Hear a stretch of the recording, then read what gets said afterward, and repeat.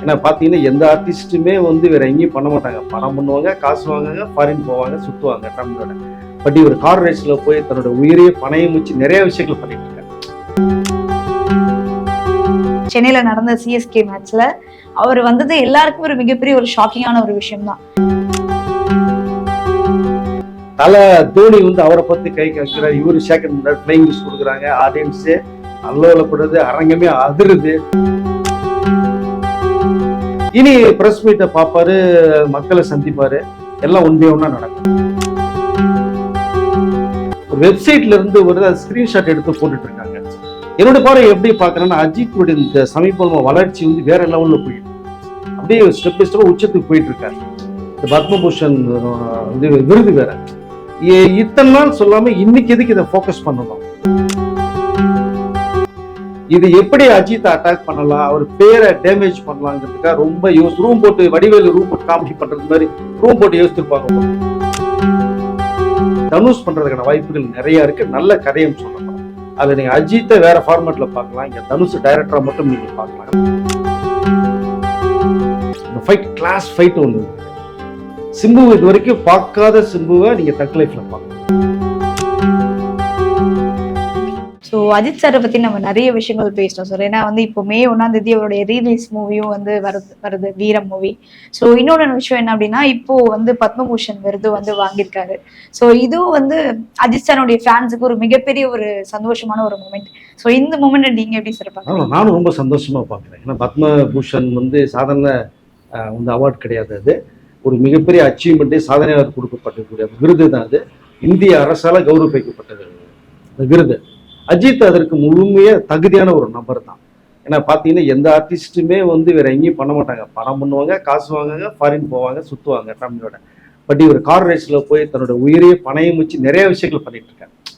கிட்டத்தட்ட 3 ரவுண்டு வந்து third place வந்து செகண்ட் பிளேஸ் வந்திருக்காரு. அதுவும் வந்து மிகப்பெரிய பெருமைக்கூடிய விஷயம் தான்.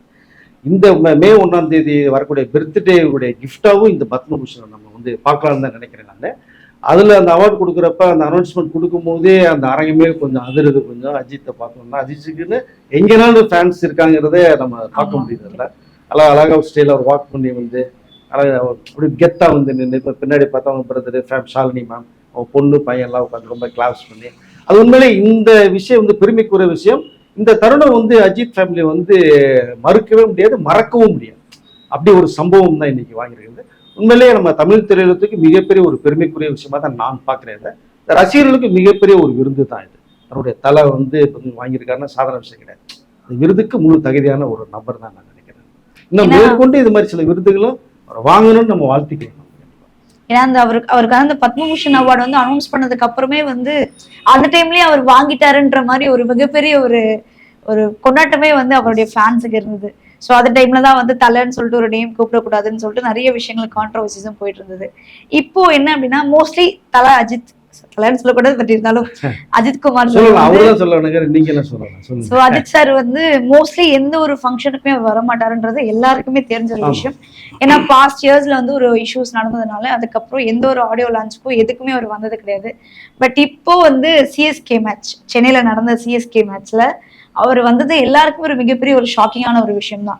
ஏன்னா எந்த ஃபங்க்ஷனுக்கும் வராத ஒரு பர்சன் சிஎஸ்கே மேட்ச்க்கு வந்திருக்காருன்னா என்னவா இருக்கும், எதனால அவர் வந்திருக்காருன்னு சொல்லிட்டு ஒரு மிகப்பெரிய ஒரு கொஷினாவே வந்து இப்போ ட்ரெண்டிங்ல போயிட்டு இருக்கு. நீங்க என்ன சொல்ல நினைக்கிறீங்க, எதனால அவர் வந்திருக்காரு? இல்ல அது அவர் இதுக்கு முன்னாடி பாத்தீங்கன்னா நிறைய பிரஸ் மீட் பண்ணிருக்காரு, வந்திருக்காரு. அவர் ரொம்ப காயப்படுத்தினாங்க, சில விஷயங்களை காயப்படுத்தினாங்க. ஒரு மேடையில நீங்க கேட்டீங்களா, மேடையில பேசுறது அந்த மேடை அஜித்துக்கு கிடைக்கும் போதுதான் நேரடியாவே ஒரு அட்டாக் பண்ணி ஒரு மெசேஜ் ஒன்று ஃபார்வர்ட் பண்ணார். அதற்கப்புறமேலு அவர் வந்து இனிமேல் எந்த சந்தர்ப்பமே வேணாம்னு சொல்லி டோட்டலாக அவாய்ட் பண்ணார். ஒரு படம் பண்ணும்போது அந்த படத்துல போய் லாக் பண்ணி அவர் ரொம்ப டிஸ்டர்ப் பண்ணாங்க. அதுல இருந்து தான் திரும்பி ப்ரெஸ் மீட்டையோ எதுவுமே இவங்க டோட்டலாக அவாய்ட் பண்ணாரு. அதுக்கப்புறம் தேவையில்லை, நான் படம் பண்றேன், ரசிகர்கள் பார்க்கட்டும், ஃபேமிலி ஆடியன்ஸ் பார்க்கட்டும் அப்படின்னு டோட்டலாக ஒதுங்கியே இருந்தார். இப்போ வந்து கொஞ்சம் ஃபிளெக்சிபிளா உள்ள வர்றாரு. அது காரணம் என்னன்னா, இப்போ கார் ரேஸ்ல கலந்துக்கும் போது துபாயிலாம் இன்டர்வியூ கொடுத்தாரு. ஃபிளாக் எடுத்து ரொம்ப ஹாப்பியா வந்தாரு, ஜெய்ஹிந்த்னு சொன்னாரு, அங்கே பிரஸ் மீட் கொடுத்தாரு.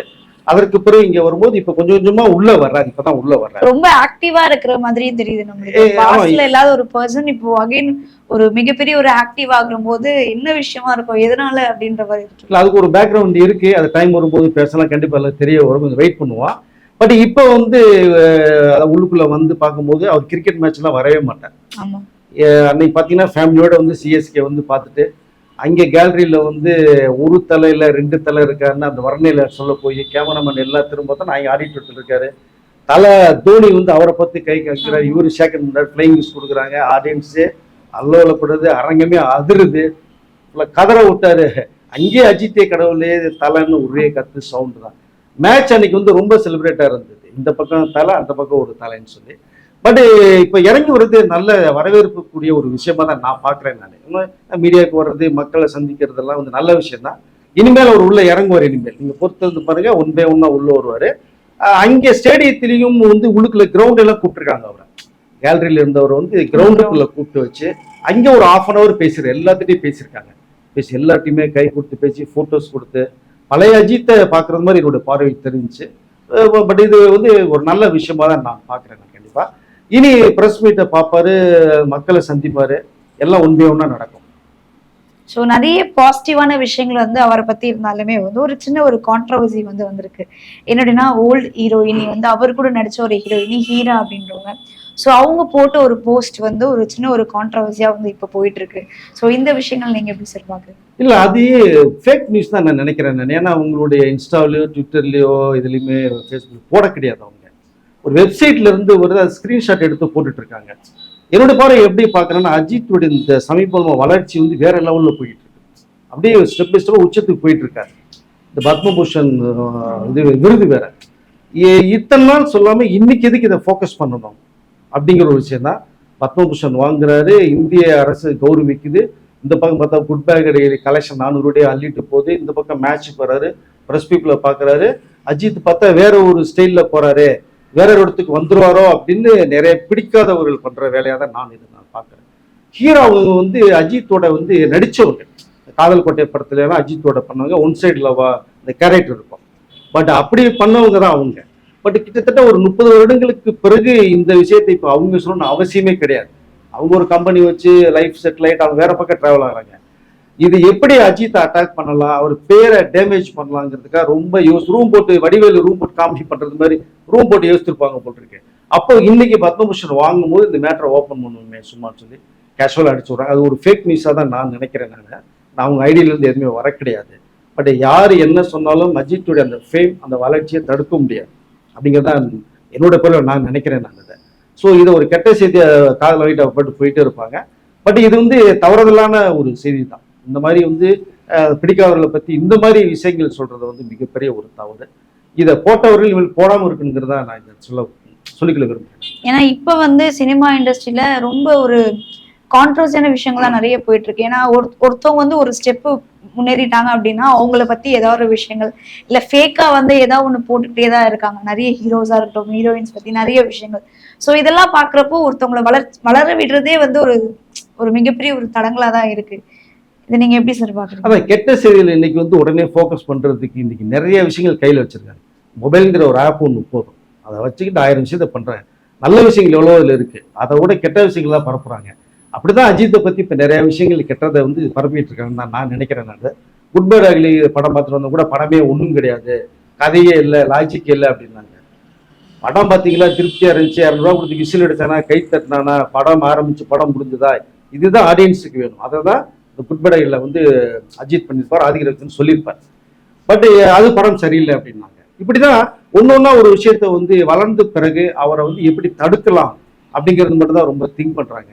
பட் யாரோட வளர்ச்சியும் யாரும் தடுக்க முடியாது. அவங்களுடைய முன்னேற்றம்னா போய்கிட்டே தான் இருப்பாங்க. பட் இது வந்து அஜித்துக்கு வேண்டப்படாதவர்கள் இந்த செய்தியை பரப்புறாங்க. பட் அது பரப்பிட்டு போட்டோம், அது ஒன்றும் பெரிய விஷயம் ரீச் ஆகாது. ஏன்னா ஒருத்தரை பத்தி தெரிஞ்சதுதான் அவங்களை பத்தி யாருங்கிறது புரிய வரும் நமக்கு. ஸோ இப்போ அதிகமா வந்து அஜித் சார் வந்து இப்பதான் வெளியே வர ஆரம்பிச்சிருக்காரு. ஸோ ரேசிங்கா இருக்கட்டும், ஒரு பக்கம் வந்து பெர்ஃபார்மன்ஸ் பண்றதா இருக்கட்டும், இல்ல வந்து சிஎஸ்கே மேட்ச் அட்டன் பண்றதா இருக்கட்டும், அந்த மாதிரி நிறைய விஷயங்கள்ல அவர் வந்து இப்போ பார்ட்டிசிபேட் பண்ணிட்டு இருக்காருன்னே சொல்லலாம். ஸோ இதுக்கு அடுத்தடுத்து அவரோட என்ன மூவிஸ் வந்து வர இருக்கு? ஏன்னா இன்னொரு நியூஸ் என்னன்னா, தனுஷ் சார் வந்து அஜித் சார் கூட ஒரு படம் எடுக்க போறாங்க அப்படின்ற மாதிரியும் ஒரு நியூஸ் போயிட்டு இருக்கு. அது வந்து மோஸ்ட்லி கன்ஃபார்ம் பண்ணிட்டாங்க அப்படின்னு சொல்றாங்க. ஸோ இதுக்கு அடுத்து என்னென்ன அப்டேட்ஸ் இருக்கு சார் அஜித் சார்? கண்டிப்பா இப்போ May 1 பர்த்டே செலிப்ரேட் பண்ண உடனே அந்த ஃபர்ஸ்ட் வீக் வந்து தனுஷ் சாரை பார்க்குற மாதிரி ஒரு ப்ரோக்ராம் போட்டிருக்காங்க.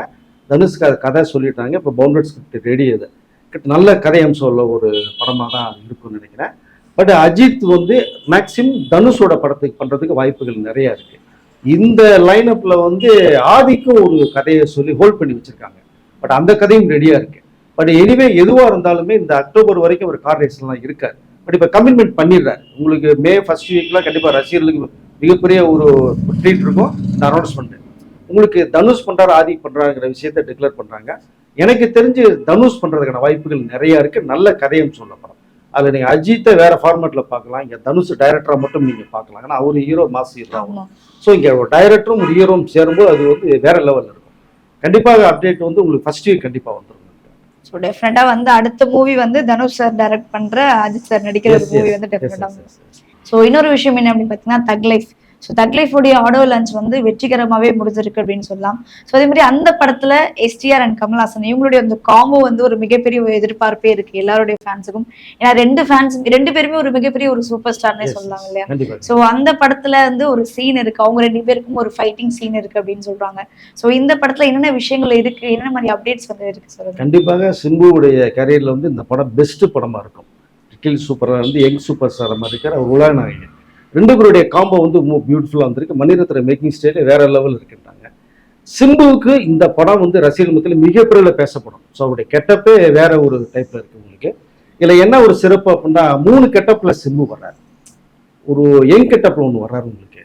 அன்னைக்கு ப்ரொமோஷன்ல பார்த்தது செகண்ட் கெட்டப். இதற்கு அப்புறம் 3வது கெட்டப்ல ஒன்று வர்றாரு. அது டோட்டல் வித்தியாசம். எஸ்டிஆருக்கு ஒரு 3 கெட்டப்ஸ். S 3 getups. அதுல வந்து ஒன்று தான் இப்போ ரசிகர்களுக்கு தெரிய வரும். ஸோ இன்னும் 2 கெட்டப் இருக்கு. கமல்ஹாசனுக்கு 3 கெட்டப். கமல்ஹாசனுக்கும் சிம்புவும் வந்து ஃப்ரேம் பை ஃப்ரேம் கலக்குறாங்க. எல்லா சீனுமே 2 ஒண்ணா வர்றாங்க. இதுல ஒரு சின்ன விஷயத்தை ஓபன் பண்றாங்க. பட் கமலுடைய பையன் மாதிரி தான் சிம்பு வர்றாரு படத்துல. ஓகே. ஸோ 2 பேருக்குமே 2 ட்ராக் ஈக்குவலா போயிட்டு இருக்கும். ஒரு கட்டத்துல ஒரு விஷயம் தெரிய வரும் சிம்புக்கு. அங்க பிளாஸ்ட் ஆகும்போது தான் கமலுக்கும் இருக்கும் ஒரு மிகப்பெரிய ஃபைட் இருக்கு. இந்த ஃபைட் கிளாஸ் ஃபைட் ஒன்று இருக்கு. சிம்பு இது வரைக்கும் பார்க்காத சிம்புவை நீங்க தக் லைஃப்ல பார்க்கலாம். அப்படி ஒரு அருமையான தக் லைஃப்ல ஒரு மிகப்பெரிய கம்பேக் வந்து கண்டிப்பா சிம்பாக பேசுறவங்களுக்கு எல்லாமே வாய அடைச்சிருவாங்க. இனிமேல் சிம்பு பத்தி பேசக்கூடாதுன்னு முடிவு பண்ணுவாங்க. அந்த அளவுக்கு பண்ணியிருக்காரு. அடுத்தடுத்த அவருடைய படங்கள் 49, 50, 51 பாத்தீங்க அப்படின்னா வேற லெவல். நீங்க தக் லைஃப் நீங்க முடிச்சுட்டு வரும்போதே கிளைமாக்ஸ் முடிச்சுட்டு வரும்போதே சிம்பு தான் மனசுல நிற்பாங்க. நீங்க எப்படி விக்ரம் படத்துல வந்து கமல் ஒரு சூர்யா எண்டில் வந்து கலக்குனாங்களோ இந்த படம் சிம்பு மனசுல நிற்பார். அந்த அளவுக்கு வந்து கதை அவர் மேல போயிருக்கு. இதுல சில பேர் சொன்னாங்க கமலுக்கும் அவருக்கும் பிரச்சனை எடிட் பண்ண சொல்றேன், சிம்பு சீனை தூக்க சொல்றாங்கன்னு சொன்னாங்கல்ல. கிடையவே கிடையாது. கமலே பார்த்துட்டு பிரமாதமா இருக்கு, எங்கேயுமே கை வச்சிடாதீங்கன்னு சொன்னாராம். சிம்பு அவ்வளவு தூக்கி நிப்பாட்டி இருக்காரு. கண்ணு தெரிஞ்சு வளர்ந்த பையன் வரணும்னு சொல்லிட்டாரு, கமல் சொல்லியிருக்காரு. அது வெளியில நிறைய பேசதான் செய்வாங்க. இவர் டைமுக்கு வர மாட்டாரு, போக மாட்டாரு. 2 பேருமே ஒரு சைல்ட் ஆர்டிஸ்ட். ஆனா சிம்பு பத்தி நிறைய கான்ட்ரவர்சி நிறைய போச்சு இல்லையா? அது ஒரு பீரியட், ரைட், ஓகே, அதெல்லாம் மறந்துடலாம். மாநாடுக்கு அப்புறம் அவருடைய லெவல் வேற மாதிரி ஆச்சு. இதுல வந்து அந்த சாங் எல்லாம் பட்டை கழிப்பிருக்காரு. டான்ஸ் எல்லாம் இப்போ ஒரு பீரியட்ல வந்து நடக்க முடியாம பண்ண நிறைய படங்கள் பண்ணாரோ அப்படியே உள்டாவா இந்த படம் மிகப்பெரிய பேசப்பட்டிருக்கு. நீங்க பழைய மன்மதன் அந்த சிம்பு இருக்கார வல்லவன், அந்த சிம்பு நீங்க இதுல பார்க்கலாம். இனிமேல் பார்க்க போற சிம்பு வேற மாதிரி. 49வது படம்ல வேற லெவல் இருக்கு உங்களுக்கு. அது எல்லாம் கமிட் பண்ணா சந்தானம் அதுக்குள்ள வர்றாரு.